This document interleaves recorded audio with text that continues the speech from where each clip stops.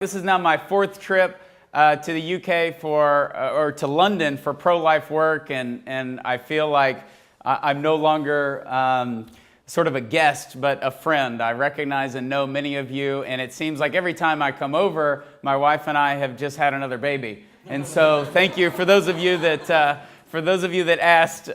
We have 5 beautiful children: a 10-year-old, a 9-year-old, a 7-year-old, a 4-year-old, and a 1-year-old. And so 3 girls and 2 boys: Bridget, Bailey, Seamus, Bernadette, and Declan are my 5 beautiful children. And so the last time that I came over, I knew that I was among friends, because when they introduced me, they said that in England we like hearing from Americans because Americans are loud. And being an American, that's one of the good reasons to not like Americans, is because we're loud. But today, perhaps it can be an advantage since we don't have a microphone. We are starting the conference off with an American. I want to really thank all of you who come here today and took time out from a Saturday. You could be doing so many other things. Many of y'all traveled from other countries. And what a beautiful thing to come together to be a witness of joy in wherever you came from. Abortion is a global crisis. We know that. But ultimately, it is a local problem, and it has a local solution. And all of you recognize that. We cannot run out the door and try to end abortion in the world. If we try to do that, we're going to last about 5 or 10 minutes. We're going to encounter discouragement, despair, and then we're going to give up. But if we focus on the abortions that happen in our neighborhood, in our city, in our township, in our country, that's where we see God really work. And that's where we can see us have a true impact. So it's an honor to be here. I want to thank Robert for organizing this conference. This took a lot of work, and he just had a beautiful baby boy, Joseph, a month ago. And in the midst of being a father again, he was able to organize this conference. So Robert, thank you for your leadership. And it's always a joy to have Robert over to the United States. He has been to Texas. My children always interview him. They are convinced that he has tea with the Queen every single day. And you've never denied that. You soak that up. When my kids were telling Robert to talk, they just wanted him to say anything because they said, you have an accent. And Robert, of course, being the astute Englishman that he is and knowing his history, said, the English don't have an accent. We invented the English language. You have an accent. And my 2 older girls just looked at me and said, Daddy, we have accents. So they were all excited about it. There's many reasons to be here today, but I think there's a consensus that we can all come to that the best reason to be here is out of love. The best reason to be here is out of love. Love of God, love of neighbor, and love of our country. And when we defend the unborn, we serve all 3, and we do so rooted in love, because that is ultimately what abortion attacks in all of our cities and all of our countries, no matter where we come from. It is an attack on love. Our Lord came into the world through the womb, which is now statistically in my country the most dangerous place in the world, is the womb. And so it's an attack on love. And one of my favorite writers is, of course, English, even though I'm from Irish descent, G.K. Chesterton, and he says that the way to love anything is to realize that it could be lost. And I think that's what motivates us to give up a Saturday. It motivates us to go out and to peacefully pray at an abortion facility, is to realize that the West is losing what we know to be our culture, and we are losing the foundation of our society, which is the beautiful witness of the family. We are losing the family, and so now we need to be more in love with the family than we ever have been, because right now we are living not just in a genocide, but we are globally living in the genocide of all genocides, which is abortion. Harvard University is renowned as being the best university in the United States of America. And in 1982, they invited somebody to come speak on America's responsibility to the rest of the world when it comes to poverty. And in this letter they wrote to this speaker, they said, America is wealthy, America is rich, and America has an obligation to help give food and give health care to other parts of the world, and we want you to address that at our commencement address. And so the speaker got up and addressed this crowd and said, in point, that America was indeed not a wealthy nation, that America was a very poor nation, because it is a poverty that a child must die so you may live as you wish. And the speaker went on to say that America needed to get back to her roots, repent, and when she did that, the rest of the world would follow when it came to the issue of abortion.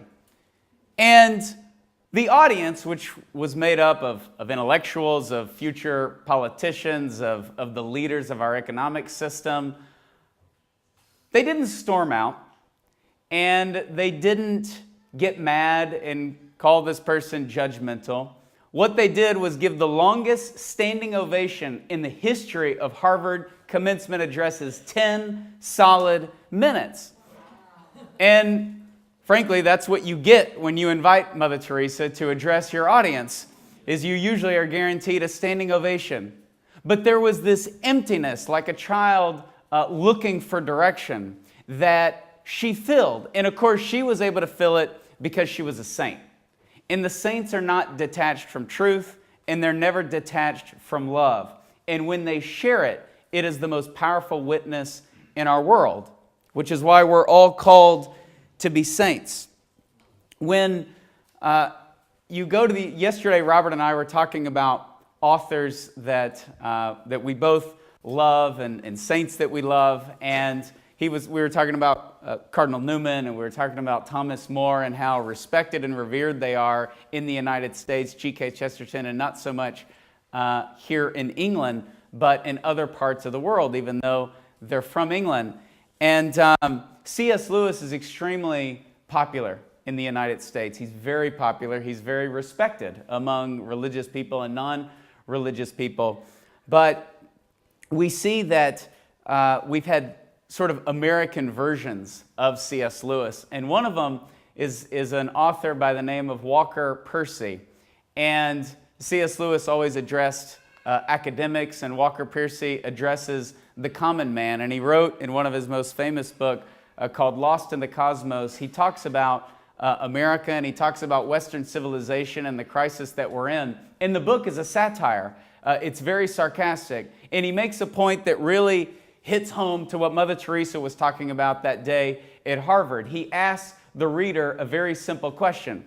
Who is more obnoxious in our world?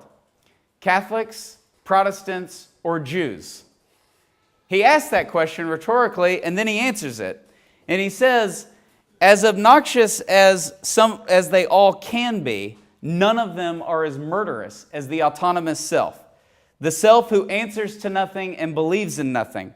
Without God, you can indeed kill millions of old people, unwanted people, unborn people, sick people, and you can kill them reasonably, and you can kill them decently, and you can kill them in the name of progress. The self may not be obnoxious, but it is dangerous without God. And how true that is, as we see in so many corners of our society, what our world looks like when we engulf ourselves in what Pope Benedict called a dictatorship of relativism. When we demand to get what we want, and then we receive that. And it never ends, to ask for what we want with no direction, with no grounding, with no rational thought, and ultimately with no faith. It is an endless pit. where we will attack the most vulnerable among us. There's a consensus that throughout the last 150 years, as moral relativism has grown, there was a time in America and certainly throughout Europe where there was no moral relativism, where there was only objective truth, and there was only rational thought, and there was only understanding of what evil really is. And the best example was on October 16th of 1946, when Hans Frank was going to be executed. He was Governor General over Poland for the Nazis during World War II. And he was known as one of only two Nazi officials that had actually had a conversion at the Nuremberg trials. And nobody was able to confirm this, but it was rumored that he had come back to God and that he was repentant of his sins. When he first took over Poland, he met with his cabinet, and he said to them, as some of them were timid going into Poland, he said, "Gentlemen, I must ask you to rid yourself of pity. Make no mistakes, we will annihilate the Jews in Poland." Those were his words at his first meeting with his cabinet. So when he was set to be executed, everybody was wondering what his last sentence would be. And his last sentence, which is the opening sentence of The Rise and Fall of the Third Reich, a great historical book, his sentence was, 1,000 years will have passed, and the guilt of Germany will not have been wiped away. The Third Reich was supposed to last 1,000 years. It lasted 12 years and 4 months. And you take his original comment, you take the comment he made right before he died, and we see that the human heart is extremely frail. And it is capable of great evil, and it is capable of great sanctity, as we see in Mother Teresa. And yet, when we see something that was supposed to last 1,000 years and it only lasted 12 years and 4 months, something is evil that had a much greater impact in the very church that we sit in. There was a bomb that landed in this church and did not go off. When we see the impact that those atrocities had in Europe, we can only come to the conclusion that we cannot live without God. We cannot live with only the autonomous self, because it always leads to the destruction of innocent human life. Now, when Robert courageously brought 40 Days for Life to the UK, The Guardian, which is it's a local newspaper here, it's a very pro-life newspaper. All the English are laughing. But The Guardian wrote an article about 40 Days for Life coming to the UK, and it said that it was an American-style protest that was from the Wild West hills of Texas. You know, like, we're all wearing cowboy hats and riding horses, you know, through downtown London. And my horse is actually outside. And yet, that mentality, Robert bringing 40 Days for Life to the UK, was no different in how 40 Days for Life did start in a place called College Station, Texas, where there are no hills whatsoever. There's really nothing. There's 6 or 7 trees.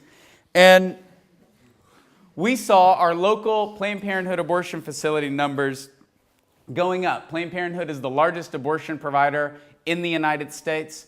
They receive over $500 million in tax money. Many of you are familiar with the videos that exposed them last summer of Planned Parenthood harvesting and selling the baby body parts of the children that they were aborting. And it was a huge scandal in the United States. It got tons of media coverage. And the one thing that you will see when Planned Parenthood was trying to defend themselves and other supporters were trying to defend them, there were so many excuses about the videos, that they were edited or that they weren't true or that They really weren't selling the body parts, or they weren't selling them for a profit. There were so many economic arguments given, but there was one argument that was not given because it didn't need to be argued. It was assumed. And that was the reality that they had the body parts to sell in the first place. That they were in their possession. And they were not body parts of a deer or a dolphin or a lion. They only had value because they were human livers and they were human eyeballs. That's why they had value, and that's not argued for, that's assumed in the videos. And our Planned Parenthood in College Station, Texas, was doing a lot of abortions, and so I know some of you have led 40 Days for Life campaigns. Some of you are thinking about leading a 40 Days for Life campaign, and some of you aren't that familiar with 40 Days for Life at all. But the first 40 Days for Life campaign started with 1 hour of prayer where myself and David B. Wright and my wife sat around this wooden table and just prayed about what we could do for these moms going in to have abortions. And 40 Days just came to us for obvious reasons, how God uses 40 days throughout Scripture, not only to bring about change in the culture, but to call His own people back to Him. And so we decided to do 40 days of prayer and fasting because that's the focus of our efforts. It has to be our foundation, is prayer and fasting, seeing our own sins so that we can clearly see the sins of the world. And until we repent of our own sins and until we realize how empty and shallow we are, we're useless to God. And so prayer and fasting, 40 days of community outreach, raising awareness about abortion, and 40 days of a nonstop peaceful vigil outside of our local abortion facility. That was the first 40 Days for Life campaign in the fall of 2004. And when it was over, we never imagined it would go anywhere. We certainly never imagined it would go to England or Scotland or Croatia or Nigeria or South America. The campaign ended and that was it. And then city after city throughout the United States started calling us and asking us how we did this 40 Days for Life campaign. So in the autumn of 2007, we launched 40 Days for Life as a nationally coordinated effort, having no idea what God would do with it. And we thought there would be 20 cities. But there were 89 cities in that first nationally coordinated campaign. Many of the locations were in the most secular places of the United States. The East Coast, New York City, Boston, and the West Coast, California. California, we have more 40 Days for Life campaigns there than any other place. And so that fall campaign led to a Lent campaign. And so since 2007, we've done an autumn campaign and we've done a Lent campaign. And we've now seen 40 Days for Life go to 32 different countries. It's been done in 607 cities.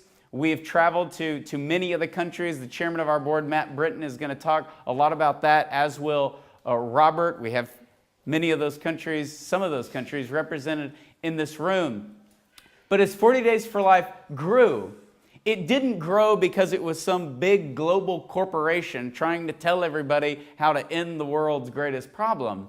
Quite the opposite. It grew because it focused on the abortions happening in your community, no matter where you live. Because we can all watch the news and feel overwhelmed and feel hopeless and think, well, the world's just going down the tubes.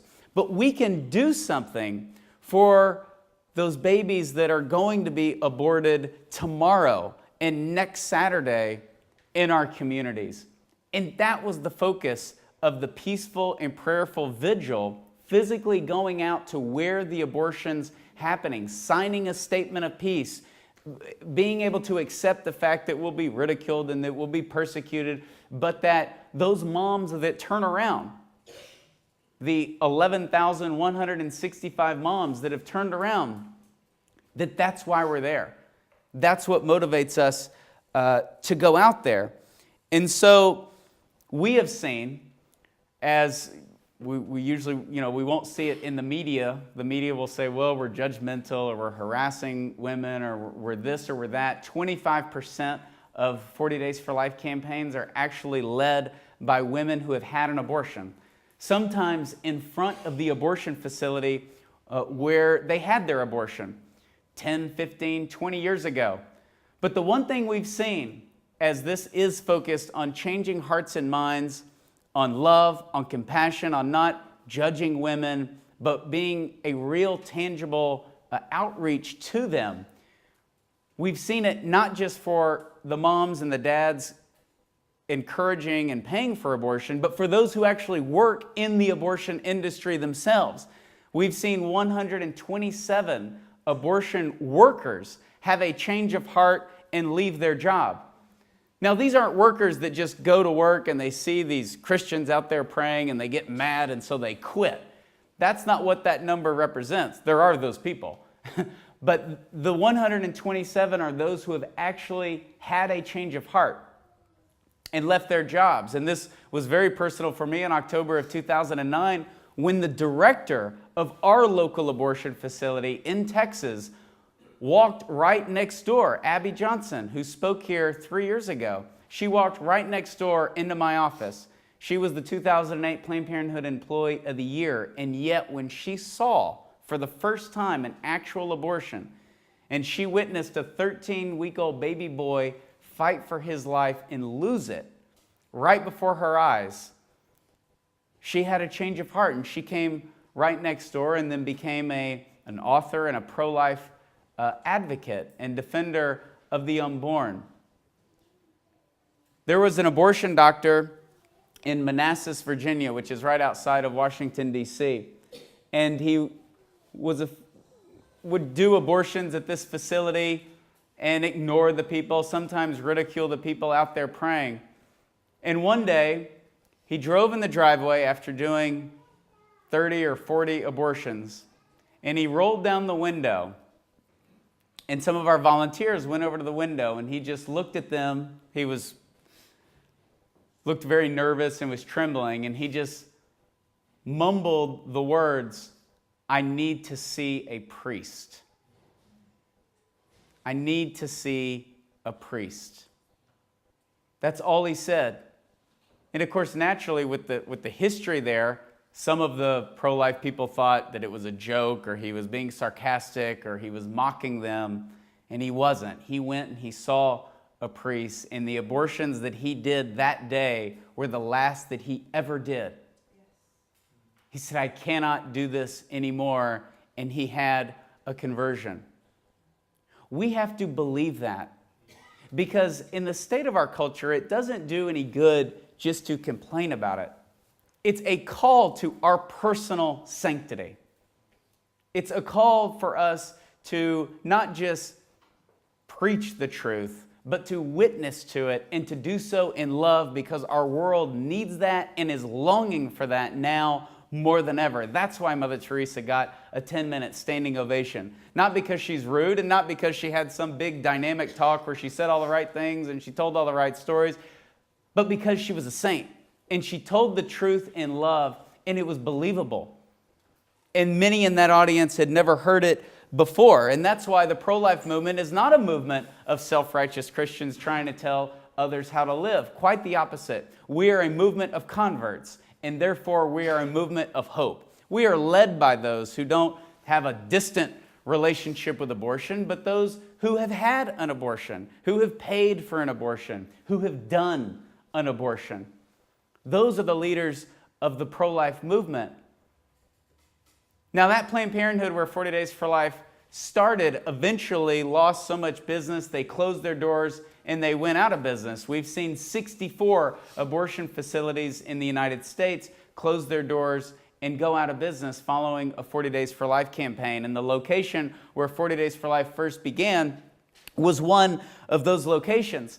And when it closed, we partnered with a medical pregnancy center, which you'll hear more about pregnancy centers later today in the conference. We partnered with them and acquired that building. And so that is now our office. That's the international headquarters of 40 Days for Life, is the closed abortion facility where 40 Days for Life first began, where people were out praying and fasting for 24 hours a day, 40 days of life, as a witness to show what God can do no matter where you live. College Station, Texas has 80,000 college students living there. 1 in 4 college students will have an abortion. 1 in 4 college women will have an abortion. An abortion business should survive and thrive in a city like that. But because of prayer, because of other options, it's closed.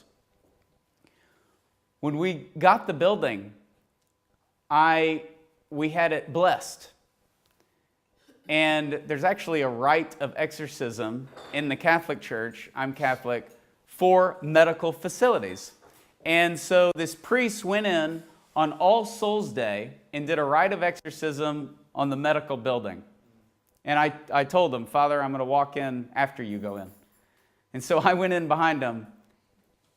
And we walked around this building, very sterile, very cold. And Planned Parenthood took everything. They took the hand soap, they took the paper towels, they took all of the furniture. They didn't leave anything except for one thing. There were 4 surgical rooms where they did the abortions. And in each surgical room, the table where the abortions would happen, those were gone. Those were ripped up. You could see the stains on the floor. Those tables were gone.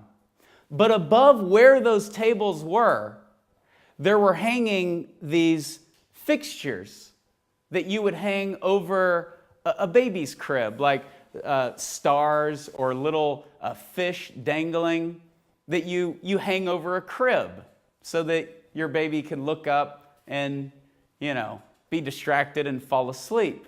They're little childish fixtures, and they were hanging over every place where these surgical tables were.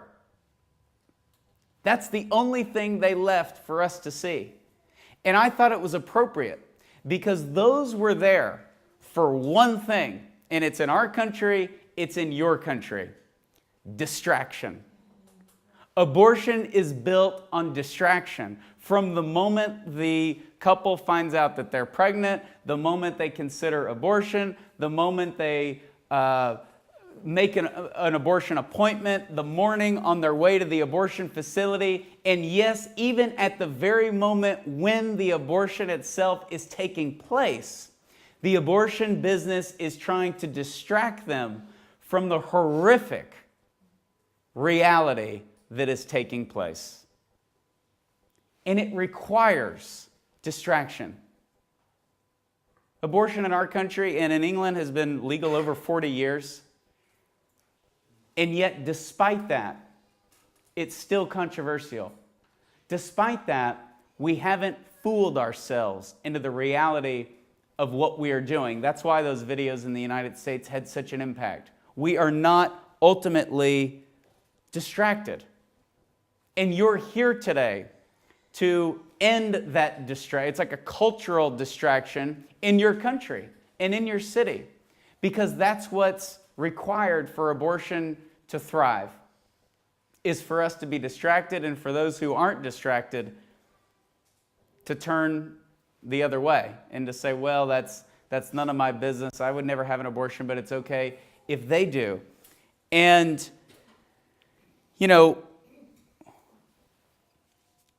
it was well known that if you went to St. John Paul II for confession or spiritual direction, I never did. Clearly, otherwise I would be a saint. But at the end, he would give spiritual direction, or he'd hear your confession and give you some spiritual direction. The very last thing he would say is he would look at the person and say, now you must decide. Now you must decide. And the decision is not to be angry. The decision is not to get mad that churches don't do enough, or your friends don't do enough, or your parents don't do enough, or your fellow countrymen or countrywomen don't do enough. The decision is for yourself. And the decision is always the decision to become a saint. Because saints are able to be a finger towards the gospel, to point to the gospel in a world that often has gone mad.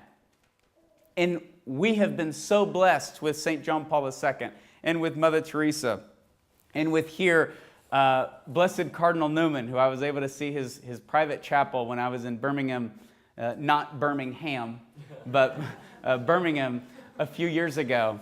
And my favorite Cardinal Newman quote is, "Prayer and fasting are wings of the soul. He who does not pray nor fast can never really follow Christ." It's such a bold quote, and it's so true. And yet we have to decide. We have to make that decision. And at the end of today, you'll hear many wonderful presentations. You're going to hear about amazing work in so many different parts of the pro-life movement. You may be called to lead a 40 Days for Life campaign.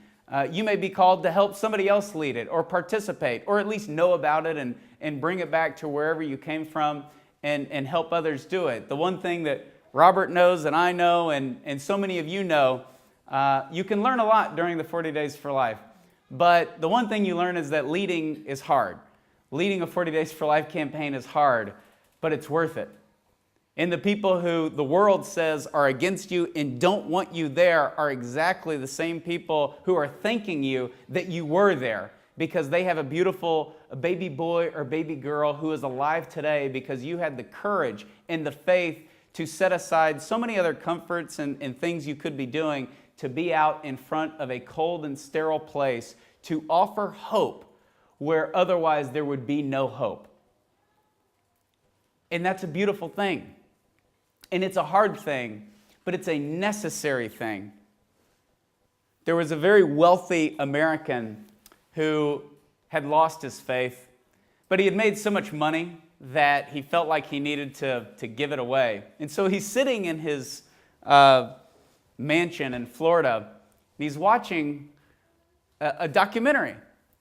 And the documentary was on Mother Teresa, and he immediately decides he's going to fly to Calcutta and meet Mother Teresa and bless her with his presence. You know, typically Americans are very reserved, and we never think our way is the best way. We're always open to other ideas from around the world. And so this guy, he flies over to Calcutta, and that day, Mother Teresa was in one of the homes for the dying, and he wants to meet her, and he wants to write her a big check. To him, it's a very simple trip, right? And so he's at one of the homes for the dying, and as some of you probably know, those were the worst circumstances in Calcutta. This is where the poorest of the poor came to die, and many of the American and European volunteers wouldn't even volunteer in the homes for the dying because it was so difficult to be in. In this particular day, this gentleman knocked on the door, and one of the sisters answered, and he said, "Hi, I'm here to meet Mother Teresa, and I want to give a large donation." And she said, "Oh, well, come in. Thank you for coming. Mother is in the back cleaning toilets." And he thought that was kind of strange, but maybe cleaning toilets was just a catchphrase around the house. And sure enough, he walks back and he sees little Mother Teresa on this disgusting floor on all fours scrubbing this nasty toilet bowl. And he goes over to introduce himself to her, and Mother cuts him off and immediately starts telling him how to clean the toilet. And how not to use a lot of water and how to take the rag and get all the way around the bowl. There's not a lot of clean water, so you can't use a lot of water. And then she just holds the towel up, puts it in his hand, and walks off. And that gentleman spent 20 minutes cleaning this disgusting bathroom, and he found his faith. He came back to the church, and he said that those 20 minutes of cleaning toilets were where he had the most spiritual growth in his entire life. Think of the way he made his money and all the things he had been through throughout his whole life, but the simplicity of somebody calling him to do something that wasn't spectacular, that wasn't glamorous, but was necessary and simple and basic and good, making something dirty clean, and doing so because it needed to be done, and doing so eventually out of love after he realized what was happening. He, of course, was going over to help Mother Teresa, and she ended up helping him, and she didn't have to think about it. She didn't have to have a long discernment. She was simply being herself because she was a saint, and she did everything out of love of God, and that needs to be our ultimate motivation. And we, in our culture, it doesn't take a whole lot of time to find our toilet, to find that which needs to be cleaned in our culture. And it's usually not a complicated solution. Just like it wasn't complicated as Mother Teresa was cleaning that toilet and she asked somebody else to do it. She assumed they were there to help because that was the right thing to do. It was a home where poor people were dying. And if you're not poor and you're not dying, you need to be helping. And we're alive. We were not aborted. Many of us are survivors of abortion, and therefore we need to do the most basic, beautiful, fundamental thing no matter what country we come from, and that is defend our most basic right, the right to life. And so as we today discern our role and find our toilet, no matter where we live, we need to think about those saints. And we need to think about not being overwhelmed and thinking, why did I sign up? Why did I answer Robert's phone call and come to that event? Now I just feel overwhelmed. Not at all. We need to break it down to the simplicity of Mother Teresa cleaning that toilet, because that's what our culture needs. And every mom who drives into an abortion facility, and we've seen this around the world through 40 Days for Life campaigns, and she chooses life, she doesn't intend to choose life when she wakes up that morning. She thinks she's going to have the abortion. That abortionist who came out and asked for a priest after doing 30 or 40 abortions probably didn't think that was going to happen a few months before, or perhaps even that morning. The gospel surprises us, but we have to use it and witness to it in places where the world assumes that it's outdated and that it's no longer necessary. And that's why Chesterton tells us the way to love anything is to realize that it may be lost. And while we are here out of love, we realize that we have lost a lot. And the world has forgotten the joy of the family. But that joy is being renewed. Because the darker the room, the greater the smallest light can have an impact. And Chesterton says, it is only 10 minutes after all hope seems lost that hope first begins to dawn. And we are indeed seeing that dawn. Robert has seen it here in the UK. We have seen it in the United States. And it's built on something so basic and so fundamental, no matter what part of the pro-life movement you are in. It's built on prayer, it's built on fasting, and it's built on that acknowledgement that the world is not about us. It's about something greater, and that is God Himself. And it's about our future, because none of our cities or countries have a future without children. And what a joy it is to bring the joy of children into a culture that is longing for joy, that is empty, and that has forgotten what it means to be a human being. So thank you for having me, and I know Robert has a break coming, and then at the end we will have questions and answers, but I want to thank all of you for taking your time to be here today and to be engaged and to travel and to learn how you can take this local solution and fix your local problem, because abortion indeed is local, no matter where we live, and it impacts all of us. And you all, I can't thank you enough for coming today.